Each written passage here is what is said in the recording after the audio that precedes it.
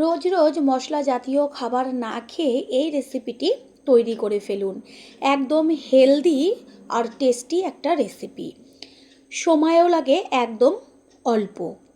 ঘরে থাকা মাত্র দুটো উপকরণ দিয়েই তৈরি করে ফেলতে পারবেন, তাও আবার সম্পূর্ণ তেল ছাড়া।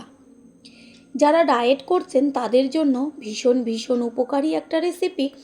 আর আমি গ্যারান্টি দিয়ে বলতে পারি, বাচ্চা থেকে বড় সকলেই একদিন খেলে রোজ খেতে বায়না করবে। নমস্কার বন্ধুরা, শ্বশুর বৌমা রান্নাঘর অ্যান্ড ব্লগ চ্যানেলে সকলকে স্বাগত।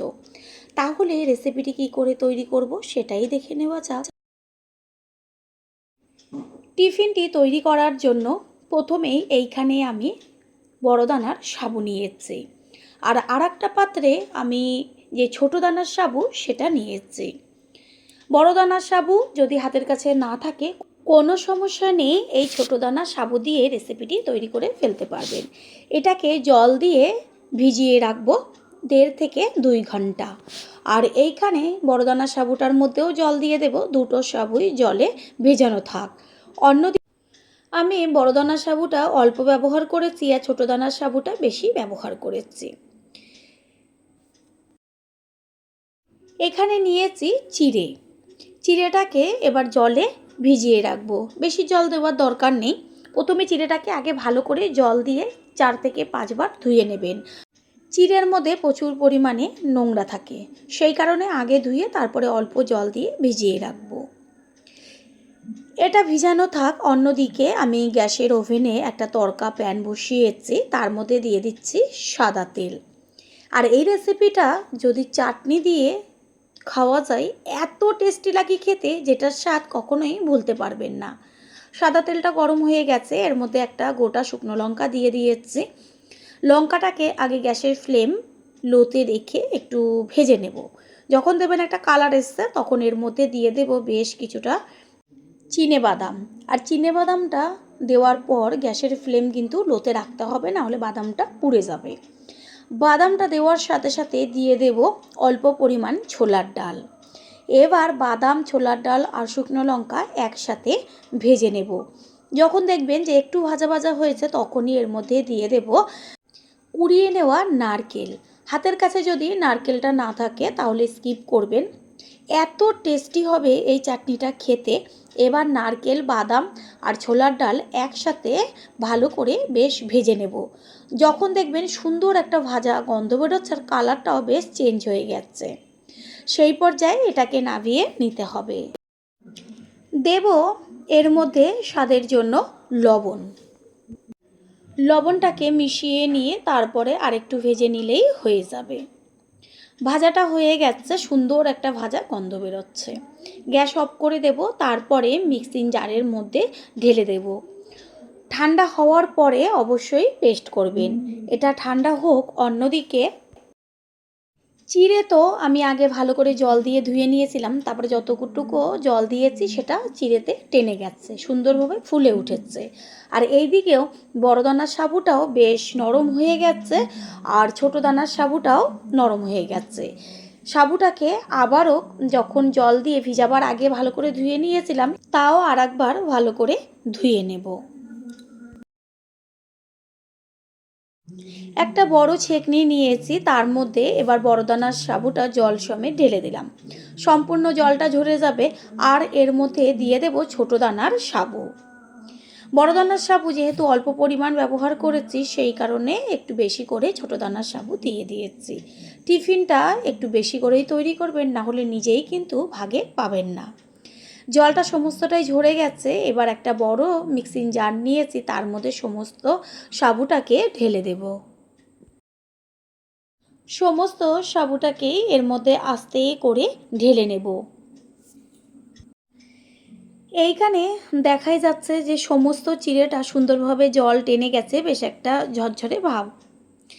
এই চিড়েটাকে এবার সমস্তটাই আমি মিক্সিং জারে সাবুর মধ্যে দিয়ে দেব। দিয়ে দেব টক দই।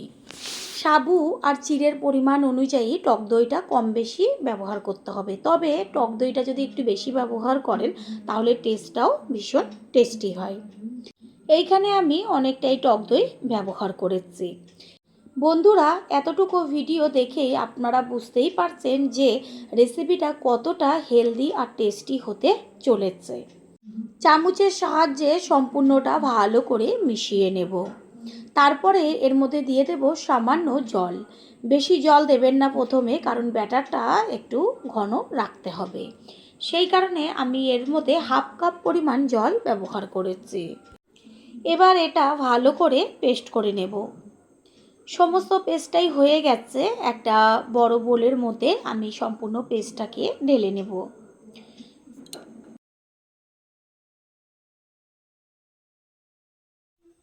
এবার এর মধ্যে দিয়ে দেব পরিমাণ মতো চিনি। যে যেমন মিষ্টি খাবেন সেই অনুযায়ী চিনির পরিমাণটা কম বেশি ব্যবহার করবেন। তারপর দিয়ে দেব ছোটো চামচের 1 চা চামচ পরিমাণ লবণ। এবার দেব গাওয়া ঘি। কোনো রকম তেল ব্যবহার করব না, টেস্টটা একটু টেস্টি হবার জন্যই ঘি ব্যবহার করব। আর ব্যাটার অনুযায়ী জায়গাটা আমার একটু ছোট হয়ে গেছে, সেই কারণে আমি এটাকে চেঞ্জ করে আর একটু বড় বোলের মধ্যে ঢেলে নিচ্ছি। একটা হ্যান্ড উইন্সের সাহায্যে খুব ভালো করে ব্যাটারটাকে মিশিয়ে নেব চিনি আর লবণের সাথে।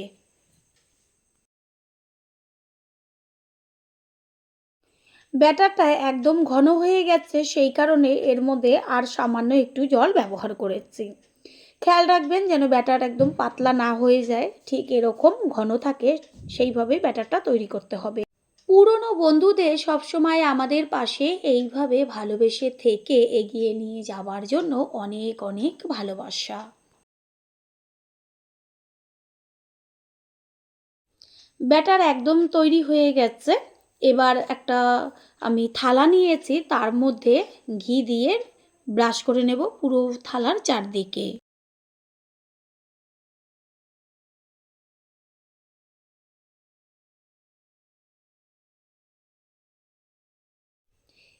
এবার সম্পূর্ণ ব্যাটারটা আস্তে করে থালার ওপরে দিয়ে দেব।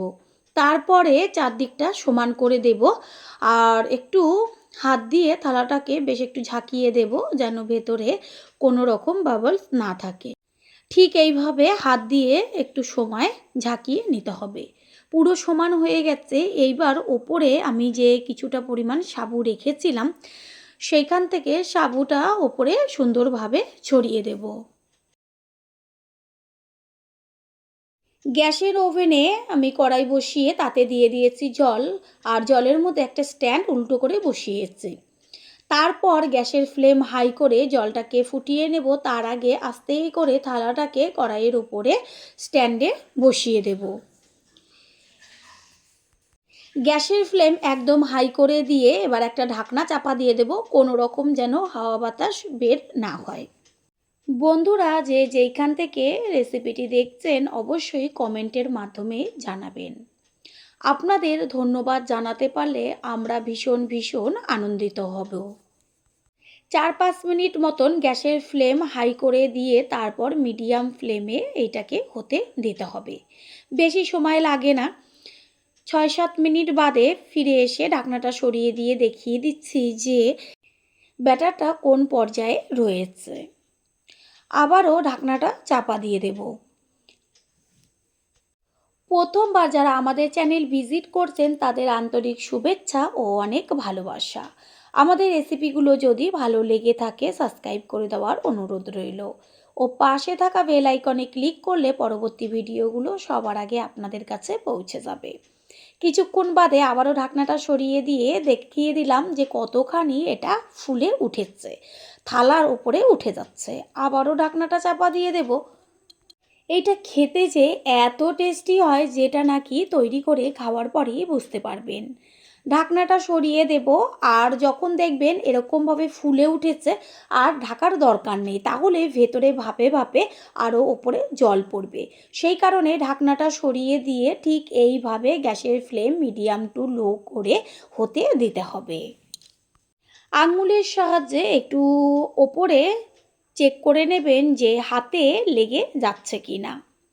আমি আঙুল দিয়ে চেক করে দেখিয়ে দিচ্ছি যে হাতে দেখাই যাচ্ছে যে এখনও কাঁচা রয়েছে, হাতে একটু লেগে লেগে আসছে। যখন দেখবেন যে এটা তৈরি হয়ে গেছে তখন আর হাতের আঙুলে লাগবে না, আর চারদিক থেকে বেশ ছেড়ে ছেড়ে আসবে।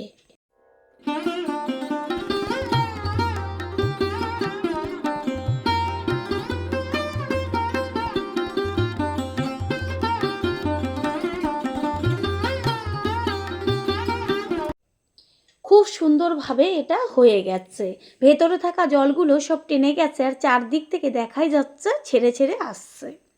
এবার এটাকে আমি একটা সাঁড়াশির মাধ্যমে, যেহেতু গরম সেই কারণে তুলে ঠান্ডা করে নেব। গ্যাসটা অফ করে দিয়েছি। থালাটাকে এই যে তুলে নিয়ে নিচে রেখে দিলাম, এবার ঠান্ডা হোক।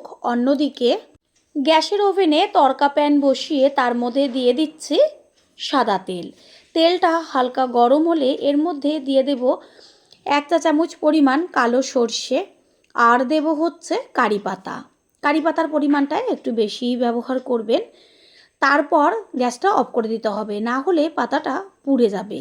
এবার এটাকে নামিয়ে নেব। এইখান থেকে হাফটা সম্বার আমি চাই যে চাটনিটা পেস্ট করে নিয়েছিলাম, এই চাটনির মধ্যে হাফটা দিয়ে দেব। এই চাটনিটা অবশ্যই তৈরি করবেন, আর এই চাটনি দিয়ে টিফিনটা খেয়ে দেখবেন, তারপরে সে অবশ্যই কমেন্টের মাধ্যমে জানিয়ে যাবেন। সম্বারটা চাটনির সাথে চামচের সাহায্যে মিশিয়ে নিয়েছি। এবার এটাকে একটু টক করার জন্য দিয়ে দিচ্ছি লেবুর রস। যদি হাতের কাছে তেঁতুল থাকে সেই কাতও ব্যবহার করতে পারেন। টিফিনটা ঠান্ডা হয়ে গেছে, এবার একটা চাকুর সাহায্যে চৌকো চৌকো পিস করে কেটে নেব।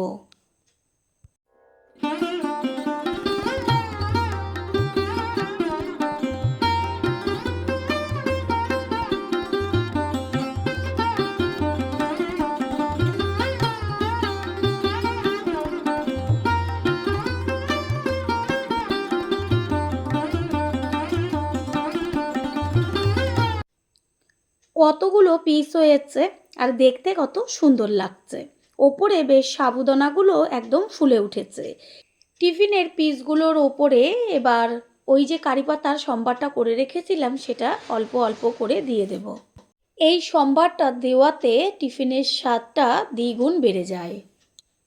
তৈরি হয়ে গেল আজকের হেলদি ও টেস্টি টিফিন রেসিপি। আশা করি রেসিপিটি ভালো লাগলো, আর যদি ভালো লেগে থাকে একটা লাইক, কমেন্ট, পারলে একটা শেয়ার করে অবশ্যই জানাবেন। আপনাদের দেওয়া একটা লাইক ও লাইকের পাশে থাকা হাইপ ও একটা শেয়ার আমাদের কাছে অনেক অনেক গুরুত্বপূর্ণ। All friend, thanks for watching my video. আপনারা সকলে ভালো থাকবেন, সুস্থ থাকবেন। আবারও দেখা হবে অন্য কোনো রেসিপির এপিসোডে। পাকা আম দিয়ে যে এত মজাদার টিফিন রেসিপি তৈরি হয়, তাও আবার সম্পূর্ণ তেল ছাড়া, একটা তো দূরের কথা 10টা খেলেও মন ভরবে না, এটা আমি গ্যারান্টি দিয়ে বলতে পারি। নমস্কার বন্ধুরা, শ্বশুর বৌমা রান্নাঘর অ্যান্ড ব্লগ চ্যানেলে সকলকে স্বাগত। তাহলে কি করে রেসিপিটি তৈরি করব সেটাই দেখে নেওয়া যাক। রেসিপিটি তৈরি করার জন্য প্রথমে এইখানে নিয়েছি 2টো বড় সাইজের পাকা আম। এবার আমগুলোকে কেটে নিয়ে ফিরে আসছি। এইখানে আমের খোসাটা ভালো করে ছাড়িয়ে নিয়ে তারপর আমের পিসগুলোকে ছোট ছোট টুকরো করে নিয়েছি।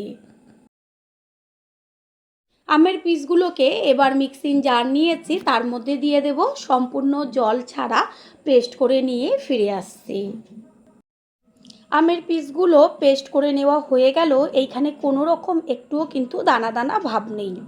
যদি দানা দানা ভাব থেকে থাকে তাহলে অবশ্যই একটা ছাঁকনির ওপরে রেখে তারপরে আমের পাল্পটা ছেঁকে নেবেন। এবার একটা বড় বোলের মধ্যে সম্পূর্ণ পাল্পটাকে ঢেলে দিয়েছি। আমের পাল্পের মধ্যে এবার দিয়ে দেব পরিমাণ মতন চিনি। আমটা কতটা মিষ্টি তার উপরে চিনিটা কম বেশি ব্যবহার করবেন। একটা হ্যান্ড উইন্সের সাহায্যে আমের পাল্পের সাথে চিনিটা একটু সময় নিয়ে ভালো করে মিশিয়ে নিতে হবে। এই রেসিপির ক্ষেত্রে একটা জিনিস হচ্ছে, যত ভালো ফেটানো হবে ততই কিন্তু রেসিপিটা খেতে টেস্ট হবে। এবার এর মধ্যে দিয়ে দিচ্ছি ময়দা।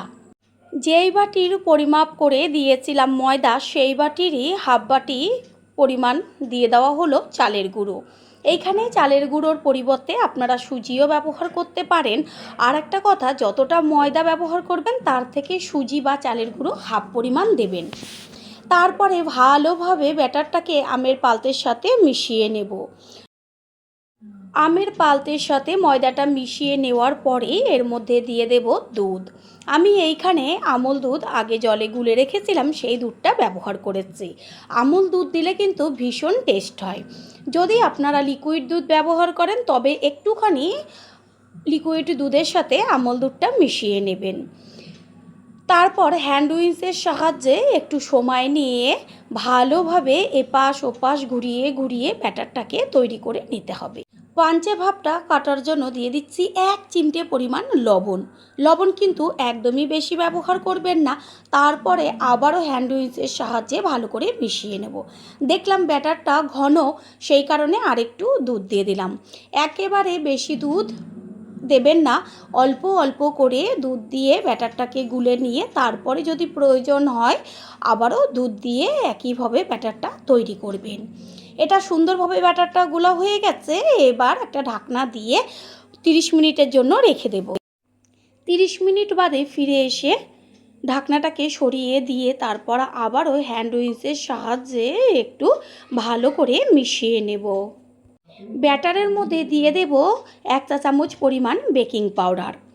বেকিং পাউডারটাকে দিয়ে আবারও হ্যান্ড উইন্সের সাহায্যে ভালো করে মিশিয়ে নিতে হবে। আরেকটা কথা হচ্ছে, যখন টিফিনটা তৈরি করবেন ঠিক তখনই কিন্তু বেকিং পাউডারটা ব্যবহার করবেন। এইখানে আপনারা ইনো বা খাবার সোডাও দিতে পারেন। ভালো করে মিশিয়ে নিয়েছি। পুরনো বন্ধুদের সবসময় আমাদের পাশে এইভাবে ভালোবেসে থেকে এগিয়ে নিয়ে যাবার জন্য অনেক অনেক ভালোবাসা। ব্যাটার একদম তৈরি হয়ে গেছে। আমি একটা ডুবো হাতা নিয়েছি আর তার পেছনটার দিক থেকে দেখিয়ে দিচ্ছি যে ব্যাটারটা কতটা ঘন বা কতটা পাতলা রাখতে হবে। দেখাই যাচ্ছে একটা মোটা লেয়ার পড়েছে। এটা এইখানে থাক। অন্যদিকে গ্যাসের ওভেনে আমি একটা তাওয়া বসিয়েছি। তাওয়াটাকে প্রথমে ভালো করে গরম করে নেব। আর চেষ্টা করবেন ননস্টিকের তাওয়াই ব্যবহার করতে। যে কোনো ননস্টিকের কড়াই হোক বা ফ্রাই প্যান হোক, তাতে কি হবে, তেল একদম লাগবে না। এই যে প্রথমে আমি একটু তেল দিয়ে মানে সাদা তেল দিয়ে ব্রাশ করে নিচ্ছি, আর কোনো রকম তেল ব্যবহার করব না। এবার ডুবো হাতায় করে আবারও ব্যাটারটা একবার নেড়ে চেড়ে নিয়ে তারপরে আস্তে করে তাওয়ার মাঝখানে এক জায়গায় ছেড়ে দেব। দেওয়ার সাথে সাথেই দেখা যাচ্ছে যে কত সুন্দর একদম জালিদার হয়ে যাচ্ছে। তারপর একটা ঢাকনা চাপা দিয়ে দেব। এতে কি হবে, যেমন ফুলবে তেমন জালিদার হবে। দেওয়ার সাথে সাথে গ্যাসের ফ্লেমটা একদম লোতে রাখতে হবে, না হলে নিচের দিকটা পুড়ে যাবে। এবার 3 থেকে 4 মিনিট হওয়ার পরে ঢাকনাটা সরিয়ে দেখিয়ে দিচ্ছি যে কতখানি ফুলে উঠেছে আর সম্পূর্ণটা জালিদার হয়ে গেছে। আস্তে করে এবার উল্টে দিতে হবে ওপরের পিঠটা হবার জন্য। দুই পিঠেরই কালার এত সুন্দর হবে, দেখা মাত্রই ছোট থেকে বড় সকলেরই জিভের থেকে জল পড়ে যাবে আর মুখে দেওয়া মাত্রই একদম মোমের মতন গলে যাবে। নিচের পিঠটাও হয়ে গেছে। এবার উল্টে দেব। ঠিক এইভাবে এপিট ওপিট করে টিফিনগুলো তৈরি করে নেব। এটা সম্পূর্ণটা হয়ে গেছে, একটা নামিয়ে নিলাম। আবারও একইভাবে আরেকটা কথা, যতবার দেবেন ততবারই কিন্তু ব্যাটারটাকে হাতার সাহায্যে একটু নেড়েচেড়ে নিতে হবে। তারপর আবারও তাওয়ার মাঝখানে একই জায়গায় আস্তে করে ছেড়ে দেব। গ্যাসের ফ্লেমটা প্রথমে একটু হাই করে দিয়ে তারপর সাথে সাথে লোয়ে করে দিতে হবে। আর একটা কথা হচ্ছে, কোনো রকম তেল আমি ব্যবহার করিনি। আপনারা চাইলে অবশ্যই তেল একটু দিয়ে নিতে পারেন। কত সুন্দর জালিদার হয়েছে দেখা গেল। আবারও কিন্তু ঢাকনাটা চাপা দিয়ে দিয়েছি। একটু বাদে ঢাকনাটা সরিয়ে দিয়ে নিচের পিঠটাকে উল্টে দেব সেমভাবে ওপরের পিঠটা হবার জন্য। এত নরম তুলতুলে হবে, আমি বারবার বলছি একবারের জন্য হলেও ট্রাই করবেন। মুখের থেকে স্বাদ যাবে না। পরে এসে কমেন্ট করে জানিয়ে যাবেন যে কতটা টেস্টি হয়েছিল। এটাও দুই পিঠই খুব সুন্দর ভাজা হয়েছে। একইভাবে এটাকে নামিয়ে ফেলবো। ভিডিওটি যে যেইখান থেকে দেখছেন অবশ্যই আপনারা কমেন্টের মাধ্যমে জানাবেন। আপনাদের ধন্যবাদ জানাতে পারলে সত্যি আমরা কিন্তু ভীষণ ভীষণ আনন্দিত হব। প্রথমবার যারা আমাদের চ্যানেল ভিজিট করছেন তাদের আন্তরিক শুভেচ্ছা ও অনেক ভালোবাসা। আমাদের রেসিপিগুলো যদি ভালো লেগে থাকে সাবস্ক্রাইব করে দেওয়ার অনুরোধ রইল ও পাশে থাকা বেল আইকনে ক্লিক করলে পরবর্তী ভিডিওগুলো সবার আগে আপনাদের কাছে পৌঁছে যাবে। একটা করেও করতে পারেন, আবার যেহেতু তাওয়াটা অনেকটা বড় সেই কারণে আমি 3টে করে নিচ্ছি।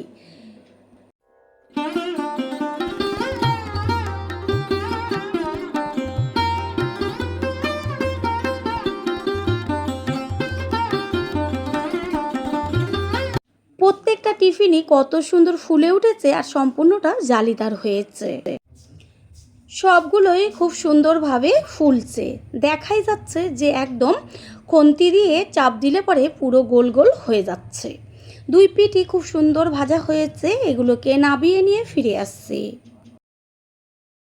তৈরি হয়ে গেল আজকে টেস্টি মজার একটা রেসিপি। আশা করি রেসিপিটি ভালো লাগলো, আর যদি ভালো লেগে থাকে একটা লাইক, কমেন্ট, পারলে একটা শেয়ার করে অবশ্যই জানাবেন। আপনাদের দেওয়া একটা লাইক ও লাইকের পাশে থাকা হাইপ আর একটা শেয়ার আমাদের কাছে অনেক গুরুত্বপূর্ণ। All friend, thanks for watching my video. আপনারা সকলে ভালো থাকবেন, সুস্থ থাকবেন। আবারও দেখা হবে অন্য কোনো রেসিপির এপিসোডে।